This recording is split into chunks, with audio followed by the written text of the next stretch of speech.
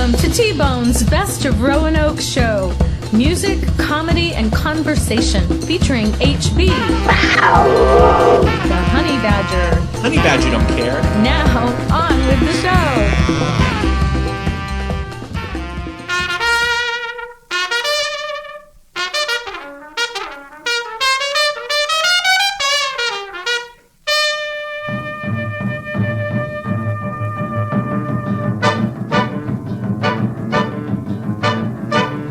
He was a famous trumpet man from out Chicago way. He had a boogie style that no one else could play. He was a top man at his craft, but then his number came up and he was gone with the draft. He's in the army now, a blowin' reveille. He's the boogie-woogie bugle boy of Company B. They made him blow a bugle for his Uncle Sam. It really brought him down because he couldn't jam. The captain seemed to understand, because the next day the cap went out and drafted a band, and now the company jumps when he plays reveille. He's the boogie. Mickey headed for the water jug as the detectives moved to the shallow hole. Officer Hendricks thrust a shovel down and it scraped on wood. He and his partner started digging hard, tossing sandy soil in opposite directions. A long, narrow box was slowly uncovered. Captain Robinson, peering over Lieutenant Dixon's shoulder, flicked a cigarette into the pool. He swore quietly. 5 minutes later, the homemade coffin was hoisted up and placed on the tiles. Dixon kneeled down, opened the hatches, pushed up the cover. A putrid odor arose from clothes and human bones. Chet Clarkson touched Mickey's arm. With tears in his eyes, he whispered, "I'll be inside." And that's local author Jim Sargent reading from his latest novel, California Redwoods. And this is Radio Free Roanoke's T-Bone's Best of Roanoke show, episode 147. Jim, a splendid good afternoon to you, and thank you for having Mike and I in your home today. Well, it's nice to meet you fellas, Tim and Mike. I'm been looking forward to it, so we're ready. Well, there's a lot to cover, and what I'd like to do is, based on what you just read there, that's your latest of 6 novels, history mysteries, I would call them, or mystery histories, involving a central character, Mickey Matthews. So I'd like for you to we want to dig into that. I want to talk a little bit about your Virginia Western background. Lots of people here in the Valley know you, I'm sure. And then I want to finish up with what tips or do's and don'ts would you give to people who might want to become an author like you did? Because you didn't start off your career as an author, but here we are. You are very successful, and you've done 11 books. So this right here, Mickey Matthews, central character in this book, California Redwoods, it's the 6th in a series of mystery histories. Give us an overview of what these books are all about.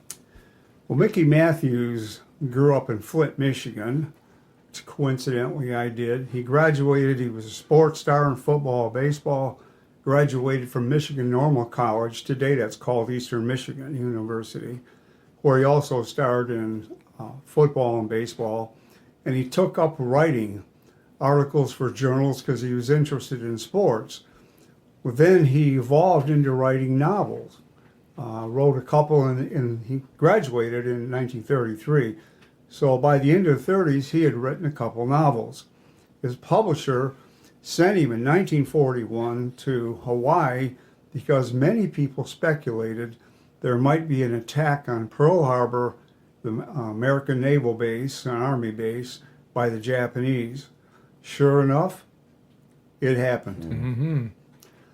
So he gets started, and the fiction of it is, or part of the fiction, is the adventures that Mickey has are later turned into a novel which he's written, so to speak. All right. Yeah. Well, you mentioned Pearl Harbor there. Now, I believe that might have been your first in this series, The Final Secret. Correct. Mm-hmm. Tell us a little bit about that, because, there's this cloud hanging over Pearl Harbor. Like, what did we know and when did we know it that this attack was going to happen?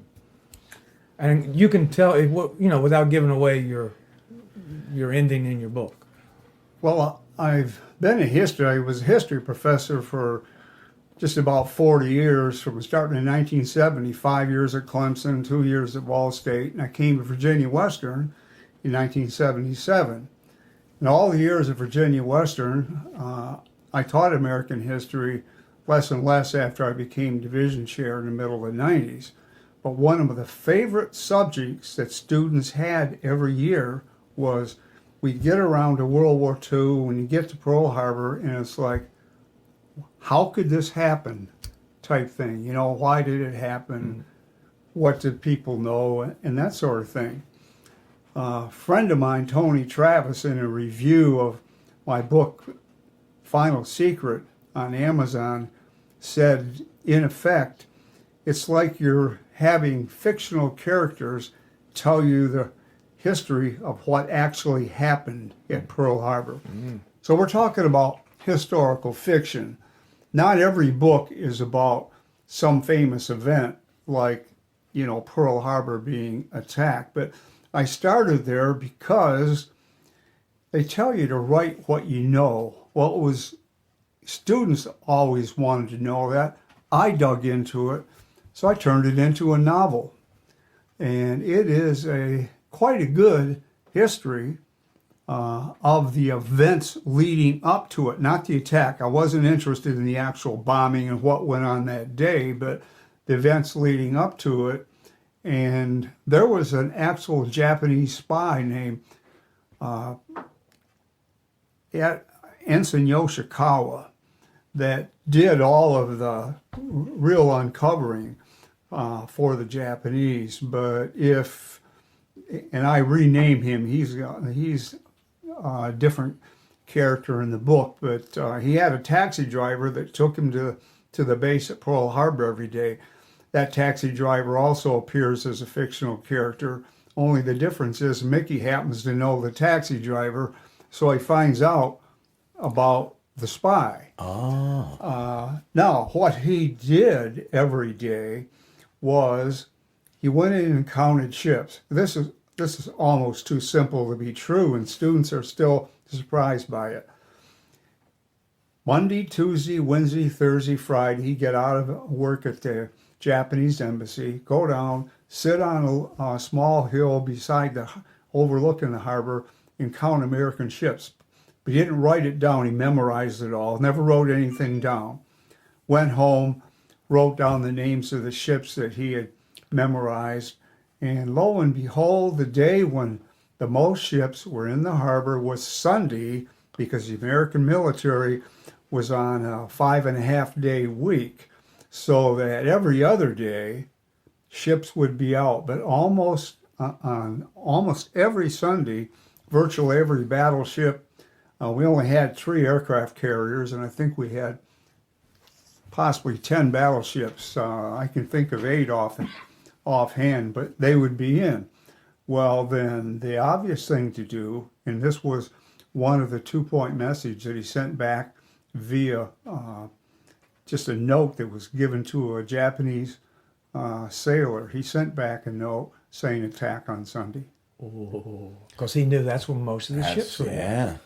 Well, of course, that's what the Japanese wanted. If you've seen any of the movies, their fleet went across the North Pacific. Remember, this is early, first week of December. Ships don't travel much in the North Pacific or Atlantic. When you get around to December, it's too dangerous. They risk it. They went into total radio silence. And they went in a direction in which we wouldn't normally expect them to go. If you look at a map and you see Pearl Harbor here and Japan over here, the ships, instead of going on a direct line, which you'd think they do to save fuel, went directly towards the U.S. and then came straight down from the north. The attack comes over the north end. The planes fly over the north end of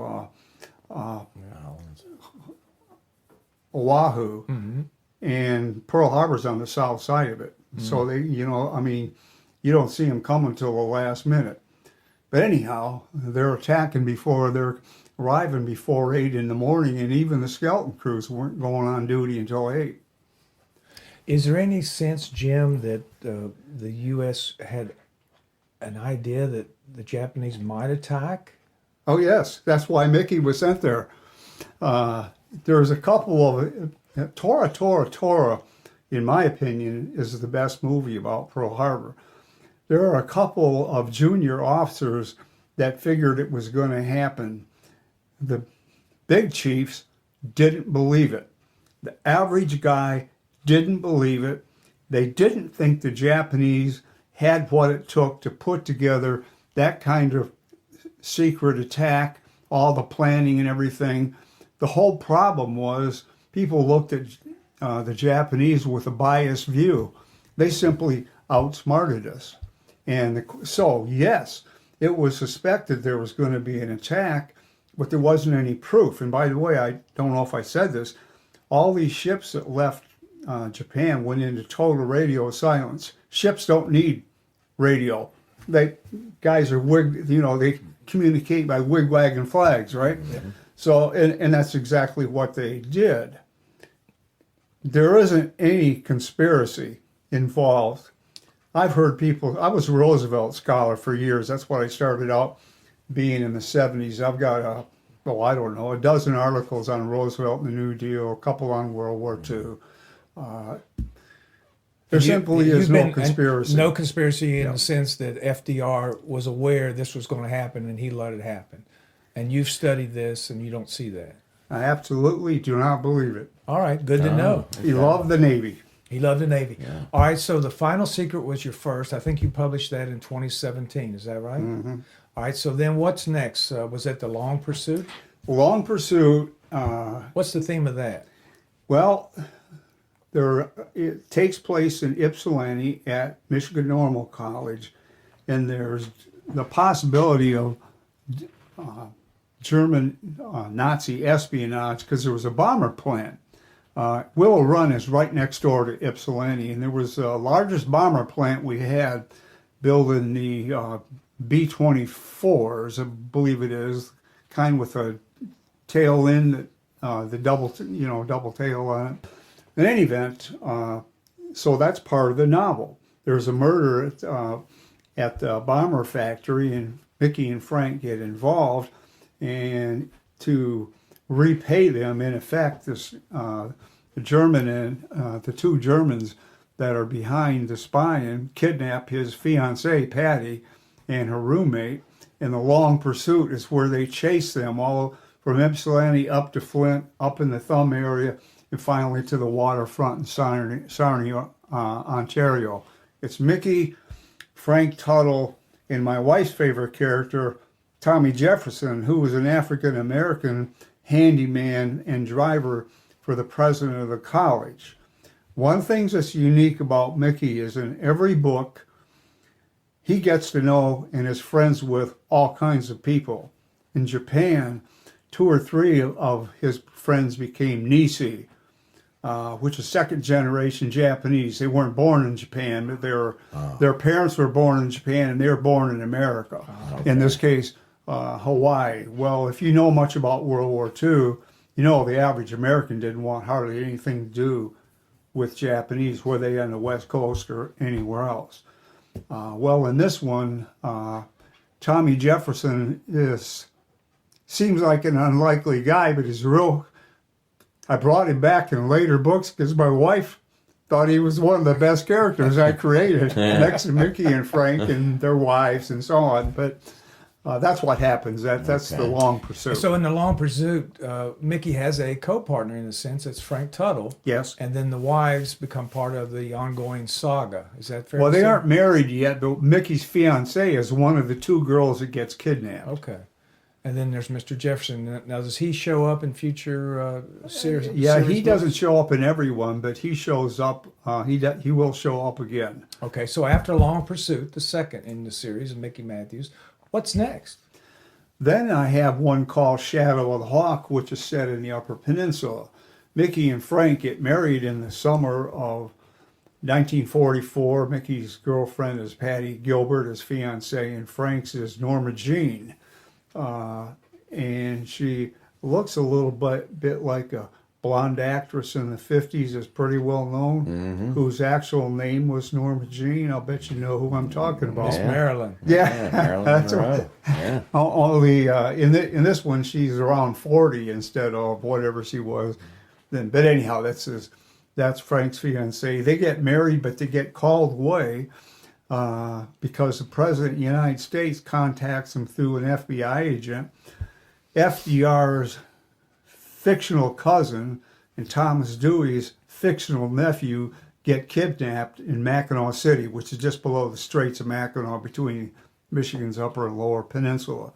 They chase these guys around trying to rescue the kidnapped victims and uncover a nest of Nazis at the Sault Ste. Marie, where the canals are between, from Lake Superior on down. So that one winds around and has a bunch of twists and turns in it before it ends. And that's Shadow of the Hawk. Shadow of the Hawk. All right, so that's 3. Now, what would be your 4th one? Warm Springs Mystery. Is that Warm Springs, Georgia, where FDR went? That is where the president's home is. And there was an assassination plot against the president in early 1945. And it is suspected by the FBI. So when Roosevelt goes on his very last trip, he was there, he made 42 trips to Warm Springs over the years. Oh, yeah. He bought the thing back in 1924. So, we're talking about a long time. Once, maybe twice a year. Okay. Well, they ride on the president's train. He had a special car called the Ferdinand Magellan. That Mickey and Frank don't ride on that car because only the president and his wife would. But they're on the train, and there's a hitman on the train, and there's a couple more in Warm Springs, and their job is to uncover who these people are and stop this from happening, along with FBI and Secret Service agents. But somehow or other, they always get a little extra insight into the situation than the guys that are hired full-time to do it. And by the way, after the long pursuit, Roosevelt made them special deputies, special assistants in the FBI. They're special agents. They're not paid full-time. But they've got FBI status, so they have a badge that you can show people that wonder what you're doing here. Okay. It's just a kind of a detail. Yeah. And he can use them as needed, as things come up. Of course. All right, and so that's 4. So I'm thinking the 5th one's got to be the Frightened Physicist, which I have trouble pronouncing. But tell us about that one. Well, and the Frightened Physicist, Frank's former girlfriend, calls him from Washington. Her husband is a physicist, and her girlfriend's husband is a physicist.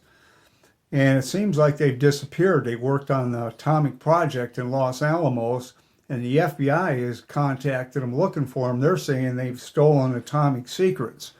So what it turns out, they get a lead and figure the place to look for them is in Buffalo, because both these guys grew up in Buffalo, New York. So they ride a couple different trains. One you take to Philadelphia, you change trains there, and then there's other trains that carry you from Philadelphia to Buffalo. And meanwhile, on this one, there are a couple Russian assassins that are looking for these guys too, and they figure if they follow these two friends and these girls, they're going to come across these guys and get the material they need, because they haven't really stolen that. It only looks like they've stolen it. Oh, but nobody's quite sure one way or the other. So then they go to Buffalo, and with these two extremely good-looking women, I might say, on the train, we got some adventures there and a murder on the train. And a good friend of mine, Charlie Powell, whom I call Charlie Howell in the book, is a big, tall guy from Tennessee that's conductor, and he makes a really cool move to save everyone's bacon on the train. And then they go on to Buffalo and go after these two guys. Okay. And then that brings us to your current novel, California Redwoods, which is a very interesting subject. It's the Navajo language, the Code Talkers. Tell us about that. Go into depth on that a little bit. In California Redwoods is a cold case. Cold case. Yes. It's an unsolved murder that's gone on for years. There are TV shows about this kind of thing. Mickey's wife, Patty, her aunt, Sarah Strauss, Clarkston, she married a Clarkston, a wealthy man, was a would-be actress in the early 1930s, and throughout the 20s into the early 1930s. And although she only ever appeared in one role, she was involved with the movie crowd, mostly in San Francisco, although they're from Eureka. She disappears on New Year's Eve in 1933 without a trace. The police never were able to find her. Her nephew, her son Chet, and his sister always wonder where they are, and some suspect an actor named for a famous movie character, the Cisco Kid. His first name he's got a different first name, but his last name is Cisco, but he fancies himself in his mind as the Cisco Kid in movies, okay? All right. So anyhow, he's one of the possible suspects, but Mickey flies out, doesn't take Frank, and he works with his cousin this time, Chet Clarkston, and they begin to follow leads, and sure enough, they uncover a certain amount of information, and which leads them to where they suspect that she may very well be either living, or if not living, perhaps she's just there, maybe she was, whatever happened to her. And after they go through that part of the adventure, they go on to Eureka, trying to get to the bottom of who could have been the killer. And this is where they run into several Navajos, including Lorenzo Goodfield, who has two sons, adopted sons, who are what we now call code talkers. They didn't use that. Well, they used it off the record. It never got published. Somebody pointed out to me that you can't call them code talkers because it wasn't published.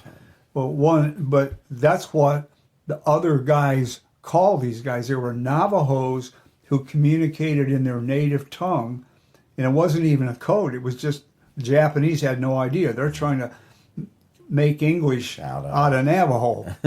That's not going to happen. Yeah. But anyhow, they were used in the military during World War II. Well, they're Marines in 1944, 1945. Yes. Now, I should have said, Mickey decides to go to California when his wife gets a call from Chet, her cousin. He flies out there after Christmas of 1945. So this one is set in between Christmas and New Year's of 1945. All right, very good. And is there a future for Mickey Matthews? You've done 6 already, Jim. Do you see any more adventures for him, or is he going to take a break for Christmas and come back next year strong, or what do you see? I got 3 written already. Oh my God. Well, that's a silly question. Yeah. Well, good for you. Well, Jim, as we get ready to wrap up, I would like for you to give prospective authors, people, you've always heard that saying, there's everybody's got at least one book in them. What would you say, from your point of view, the do's and don'ts of becoming an author, and like you did?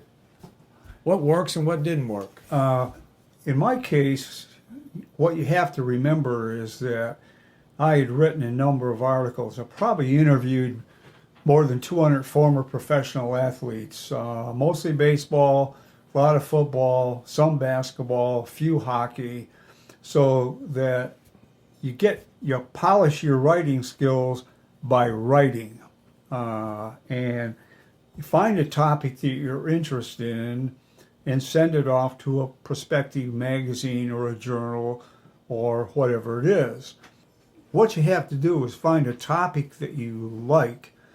You have to see it firsthand, visit it, interview people if people are involved. Sue Macy did this. You need to get some things into print. You need to practice your writing. You need to have somebody that can read it and write it. And I have to tell you this. Every chapter that I've ever written in these books, which goes back to this first one about South Bend Blue Sox, which is published in 2012, when I get done with a chapter, I have a friend, David Hillman. He'll read it, and he'll make suggestions. I polish it, and then my wife reads it out loud to me. We sit in the living room here. They told us in grad school a long time ago, it's very important, you can't proof your own work very well. If you're going to do it, read it out loud because you know what you've got written down. So you don't necessarily see all the errors. It's supposed to say, John went to school on Friday, and it says, John's school went Thursday, and you're going to catch the Thursday, but maybe not. The other words can be out of place, transpose. So Betty reads those chapters out loud, and I'm like, wait a minute, did I say that? Write this down in the margin. So then I go back and polish it. And only then does an editor get it. And that's one of the things. You need somebody that's willing to sit down and spend some time to read it, give you another opinion. It's really hard to tell how good your own work is. I mean, I see people talking about writing, all the time. But, if you're Grisham, that's one thing. He's got a whole crew of people helping him. I'm a one-man show with some friends. Well, seriously. You're doing a fine job. We're going to have to leave it there. You've got 6 Mickey Matthews books on the scoreboard. You got 3 more coming, so congratulations, my friend. Thank you for sharing this with us, and the best of luck to you. Well, thank you very much for the opportunity. Go get them, Tiger. Thank you very much.